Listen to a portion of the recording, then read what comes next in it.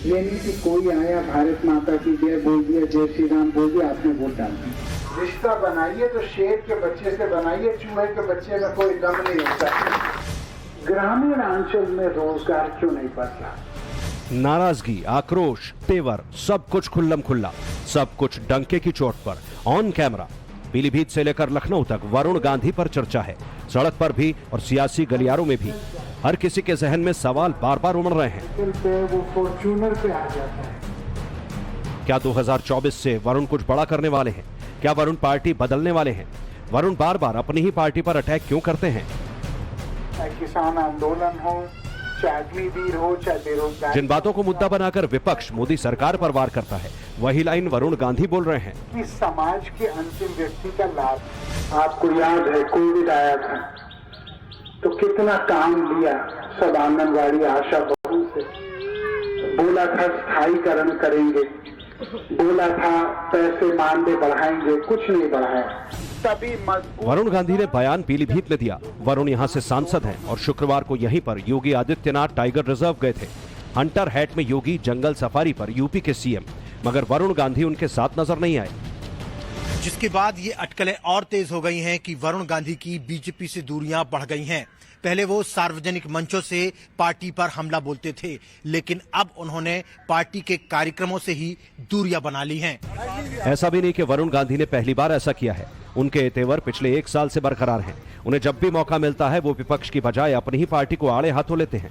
वरुण को एक तेज तर्रार और गुस्सेबाज नेता के तौर पर जाना जाता है। वो अक्सर जनता में मुद्दे उठाते हैं, मगर उनका अंदाज काफी एग्रेसिव होता है। इसी एग्रेशन में वो कई बार उन मुद्दों को भी उछाल देते हैं जिससे उनकी पार्टी असहज हो जाती है, फिर चाहे वो महंगाई का मुद्दा हो या फिर किसान आंदोलन का।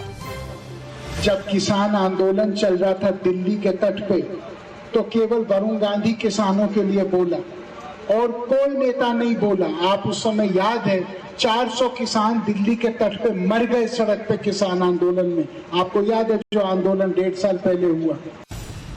आपको वरुण गांधी का एक और बयान सुनाते हैं। इसे सुनने के बाद आपको भी यकीन हो जाएगा कि वो बीजेपी के इकलौते नेता हैं जो पार्टी में रहकर विपक्ष की भूमिका निभाते हैं। 1 करोड़ इस समय सरकारी नौकरी खाली है, 1 करोड़, और सब लड़के बेरोजगार घूम रहे हैं।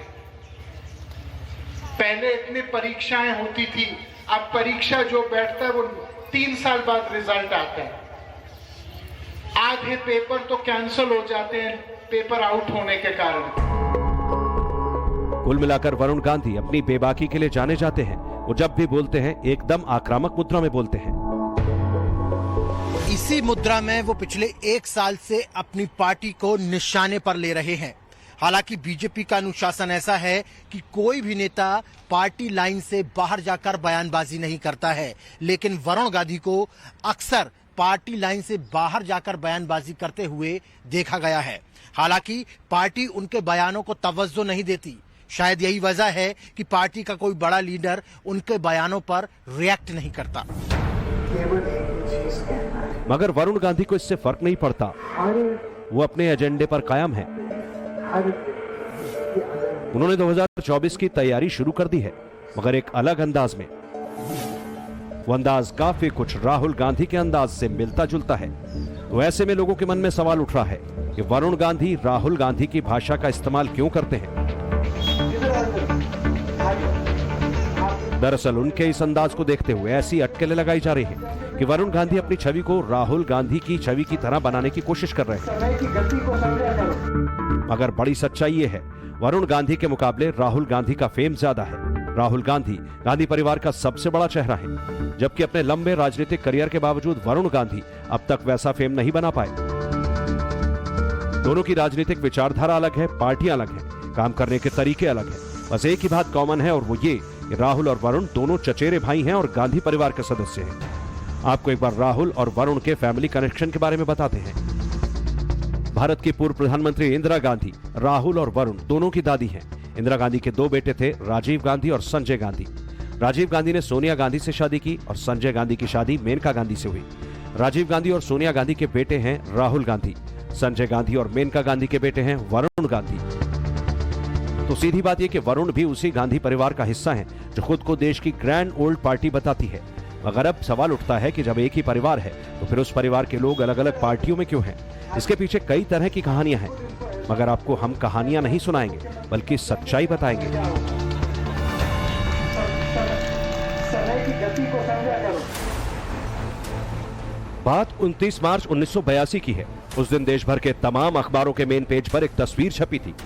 इस तस्वीर में मेनका गांधी की गोद में वरुण गांधी नजर आ रहे हैं।